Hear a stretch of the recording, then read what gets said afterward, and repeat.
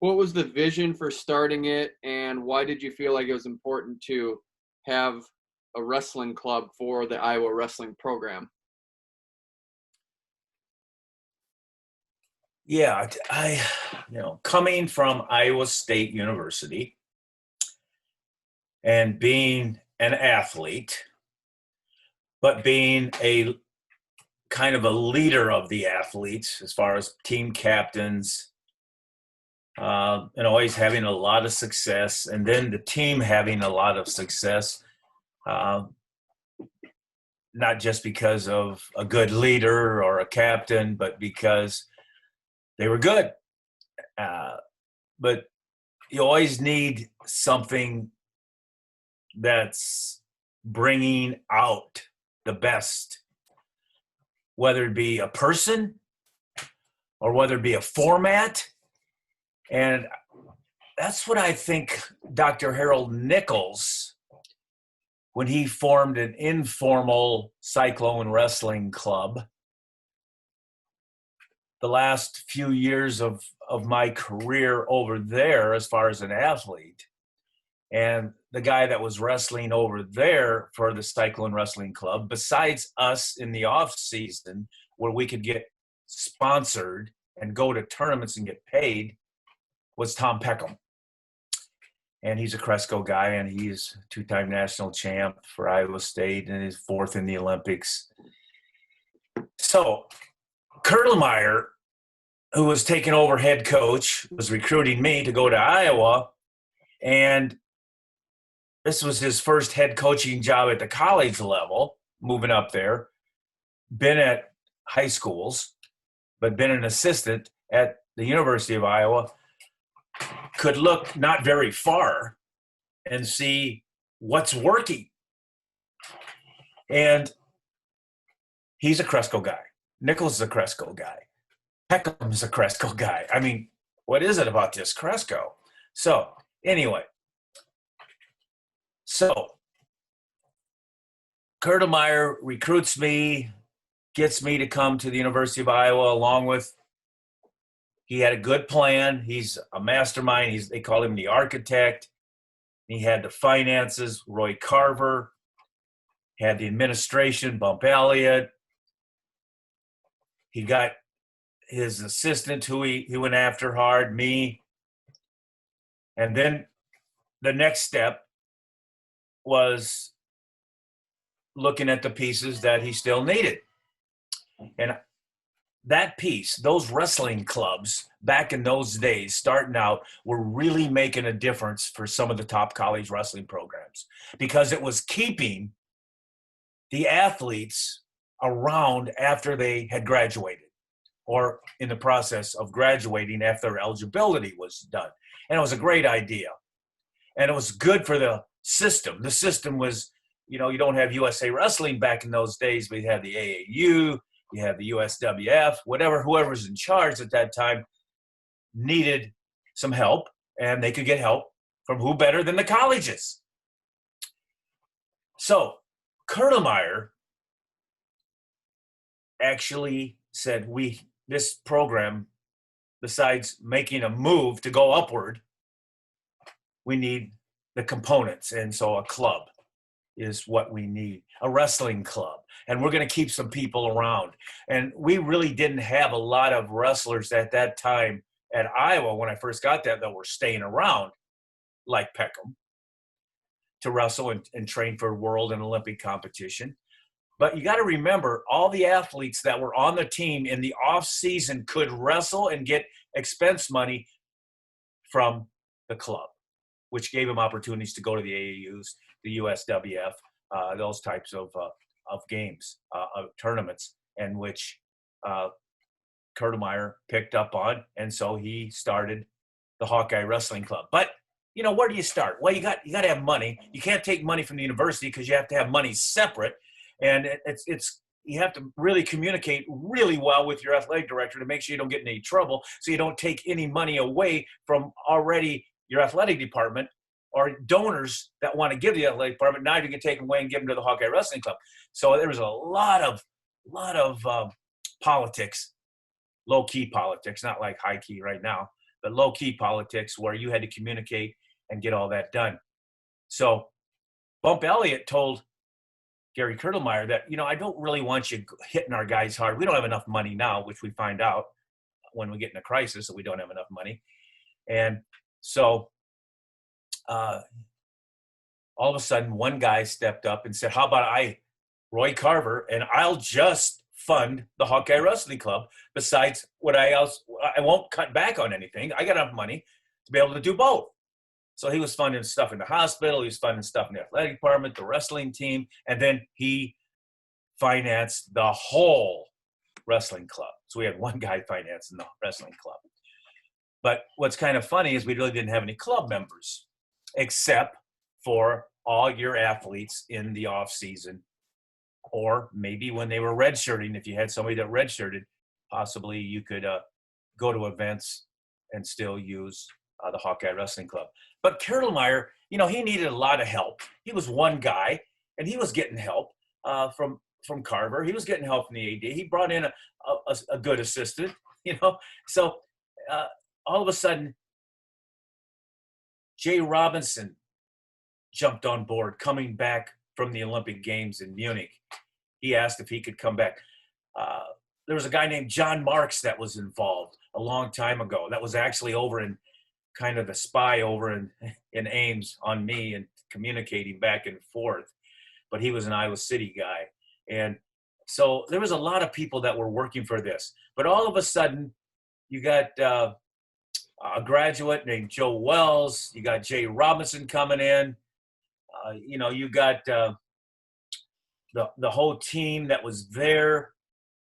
And you started figuring out you need more bodies. You could train with the college team, which gives them unbelievable experience. I mean, we got Doug Moses to come in right away. My good friend, we had Joe Wells. These are some of the initial things. But here's what's really important. You have to have a board. So now you got to go out and figure out where you get this board, this 10, 12 man and females, males and female board, and put it together. Well, Kurdelmeier already was a social guy. By that, I mean he could talk. He liked drinking his cold beer, and he liked holding a little town council. And so it was his neighborhood. They had neighborhood parties, and so he started finding his club board members right within his own neighborhood. The secretary, Helen Holy. There's a guy named Bob Goodspeed. I think maybe 4 or 5.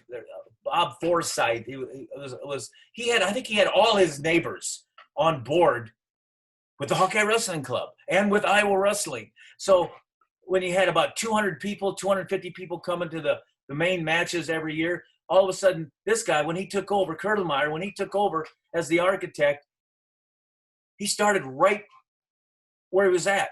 He didn't go out and try to recruit all these people that didn't know anything about anything. They had already had block parties.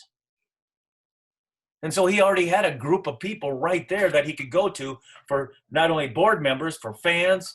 And, when things started going pretty well, that block turned into 2 blocks, 3 blocks, 4 blocks, a mile, the whole town, all the smaller towns.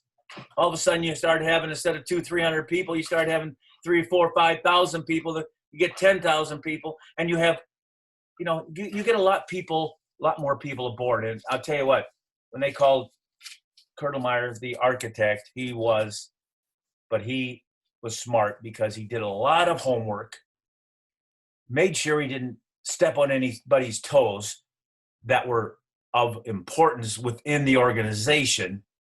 I mean, he didn't care about stepping on toes. I mean, he loved stepping on toes to get people riled, which riled up the newspapers. I mean, you can see what's going on in the world today about riling up newspaper people. Wow. It's all over. And, Kurdelmeier had some great ideas. He put me in charge of the training. He loved all those putting the pieces together. He had connections. he did his homework. I mean, there's names early on that Jay Robinson went and got Jeff Baum from Oklahoma State. I got Doug Moses. You know, I brought him in. You know, we end up having within our club, excuse me, we end up having within our club, I mean, people from over the years, I mean, from Japan, Olympic champion, for a year. We had a world Greco-Roman silver medalist, Gerhard Himmel. You know, he came in from West Germany. We had a kid from Australia coming in. They heard about this club and they wanted to train with, once we got a reputation as winning national titles. Zygmunt Kalovitz. You know, we had people from Japan, Australia. Japan's was Tomiyami. He came in for a year. We had people from Oklahoma. We had people from Dakotas, Colorado in our club, Kentucky. You know, I mean, it was amazing. Mike Duro jumped aboard. And, you know, and Mike ended up, when he left the Hawkeye Wrestling Club, he went to USA Wrestling. He got a lot of attention here. He got a lot of experience, and he jumped right in and was able to help the total sport at the USA level later on, but probably brought up through the Hawkeye Wrestling Club, a Drake University wrestler, which, whoa, did I say Drake?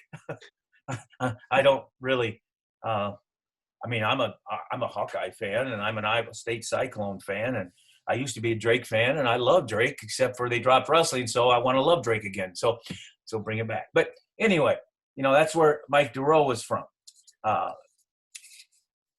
So he had to have somebody on board. Kurdelmeier had to have somebody on board that was like an attorney, that they knew the rules and they could study the rules. And he got a guy named Tom Senoff right out of the law school. I think he was like the dean of law school and assistant dean or dean of law school.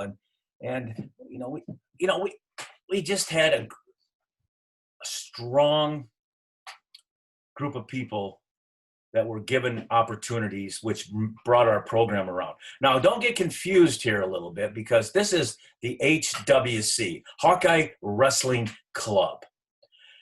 Right along that, all of a sudden, there was a fan support group that jumped aboard. It was called Hawk, Hawk. And instead of Hawkeye Wrestling Club, it's Hawkeye Area Wrestling Club, which was a fan support group. And that Ed McGinnis, Maury Adams, these type of guys jumped aboard. And so now we got all these people working on Iowa wrestling, but through these organizations that are fan support groups, that are groups that are training for world and Olympic competition. And then the athletes can train in the off season with the clubs and get expenses. But we only had one guy funding. And because we didn't want to get in any trouble. And I can understand that, because you can see what is happening right now, which is sad, that we don't have a big enough money in an endowment to be able to fund in times of crisis. Well, I think we will in the future. This is a wake-up call, but at the expense of what? I hope not too much. But anyway, so all of a sudden we're sailing along. Let me get a drink here, because I'm talking a lot. We're sailing along. We're starting to win. We're getting fans. Got a good club. And Roy Carver passes away. Well, we hadn't done enough homework with his family yet that was going to automatic just pick it up and say, hey, we'll continue with this. We had to do some more homework there, even though they were involved, but re-involved. But right at that time, we were just living when year to year with the Hawkeye Wrestling Club, because that's the way the athletic department wanted it. We didn't really have much. We didn't have an endowment. We didn't have much more money left over when the year was done. We had to get a budget every year, and Carver would give it to us, and we'd go through it, start again. But when he died, we were kind of left out in the cold. So we really didn't have any money to start a year. I was coaching now at this time, and all of a sudden, I don't know if it was a plea or the word got out, or we had a guy interested named Herb Tyler. Herb Tyler all of a sudden come knocking on the door and had been following the wrestling and knew about Roy Carver and says, is there anything I can do to help? And yeah, we're getting ready to start the year and we're on $0 in the Hawkeye Wrestling Club. And so he wrote a check. So what's funny is, we already had 10, 12 years of good Hawkeye Wrestling Club with Roy Carver, working fine. But all of a sudden, we didn't have any money. I was the head coach, and this guy came forward, kind of saved the Hawkeye Wrestling Club. But by this time, Kurdelmeier now was down in administration as an assistant AD, and he worked his little magic. And by that, I'm saying he communicated well with the athletic director, and Bump Elliott allowed us to now start, because we were proven and because we had done good things and we'd win national championships, he allowed us to expand beyond Roy Carver. And so that first year, the thanks of an initial check from Herb Tyler, we got about 99 more people. We had about 100 people. So it was pretty easy to go to 100 people because they were actually not taking money away from anything. They were just adding money, and they knew we needed it. So I'm sure today, Inner Circle here, the Hawkeye Wrestling Club, I'm sure today they have way more than 100 donors. They probably have thousands of donors, but they probably are doing it. I'm sure they're doing it right too, and they're not taking away from the total athletic department or the actual University of Iowa wrestling. And so that's where some coaches get in trouble sometimes in trying to keep their program. They go focus on these things that are of value, like the clubs, like the regional training centers, and they all of a sudden start getting money coming in, and there's no money in the athletic department for your program, but yet you have money in this outside entity, and that's where you can get in a lot of trouble. You got to make sure you're taking care of your program first, and then all these little nice things that help jump you up, like Roy Carver, Gary Kurdelmeier, helped jump us up to a higher level. Made it actually possible. Now, the future, after watching what happened with this pandemic, I would say that nobody's safe except maybe the people that have $1 billion endowments. And I'm telling you right now, you better get a $1 billion endowment. And the Hawkeye Wrestling Club better not live year to year, which I'm sure the Coach Brands has, like I said, it probably has thousands of guys. But that amount, all of a sudden, for some crisis, could shut down. This is a great year to learn about finances. It's a great year. I don't think the answer is dropping sports. I think the answer is out there, that there are people out there that you do what Gary Kurdelmeier just did. And I think that's what the 4 sports that got dropped at Iowa are doing right now. They're all of a sudden finding out that there are a lot of people out there that will contribute and that will help sports, because anytime you have 100 years of something. So how many years of Hawkeye Wrestling Club do we have? So 73, 27, and 20, 47, almost 48 years. That's a while, but that's not 100 years. They have 100 years in a lot of these sports. Over those times, just your athletes, and then them going on. And, you just add up the numbers. It's like Herb Tyler. I got lucky there. I didn't go to him. But I think I could have actually, my next move, instead of having an initial guy started out, was that, yes, we were already built. Had Roy passed away, like right away, it would have been, and we weren't the program we were, from 300 people coming and buying, season tickets. They didn't have season tickets, but come to the meet. And then all of a sudden, right now they're averaging over 12,000 a dual meet. I mean, you got a lot of opportunities to stay strong. But this year is an unbelievable year, just like when Roy Carver died, that there's a crisis and how you survive that. There are ways to do that. And the club's going still strong. We've had some, world champions, Olympic champions over the years.